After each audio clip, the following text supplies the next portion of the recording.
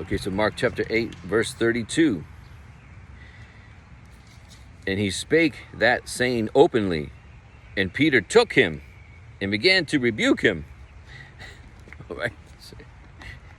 So Jesus talking about he's going to have to be killed and after 3 days rise again. And Peter grabs him, takes him. So he took him. Right? You know, Jesus, what's wrong? What are you saying this for? Does he say he's saying it openly? Right? So Peter took him and began to rebuke. Now, Peter's rebuking Jesus, if you can imagine. I mean, you just said I was the Christ. So why are you rebuking me? How quickly they forget, huh? In verse 33, but when he had turned about and looked on his disciples, he rebuked Peter, saying, Get thee behind me, Satan, for thou savorest not the things that be of God, but the things that be of men.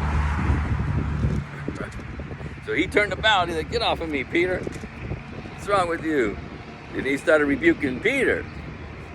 He's looking at the disciples like, what's going on? Didn't we just establish that I'm the Christ, I'm the Messiah? Because they're not understanding the scriptures got to be fulfilled. That's why he's giving them a little at a time, because they're not understanding. Because their understanding is coming from the elders, the scribes and Pharisees, and the works of the law. So they weren't understanding what he came to do. So he said, you savorest not the things that be of God, but the things that be of men. Right? So he's still thinking fleshly, still thinking worldly. Right?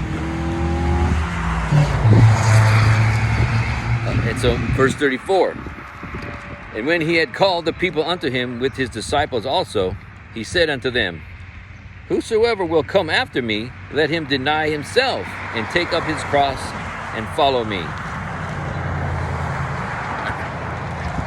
It's getting real now.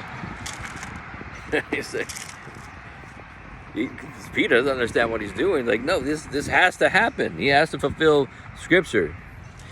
He has to be the sacrificial lamb that's come to redeem us from the curse of the law and the eternal sin.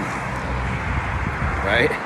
So he's saying, he's calling everybody, all the people, whosoever will come after me, let him deny himself, take up his cross and follow me. Right? Because when he's telling Peter, you savors not the things of God, but the things of men. So he's saying, you better forget all this worldly stuff. You want to follow me? Take up your cross. Let's go. Otherwise, you might as well just stay in the world.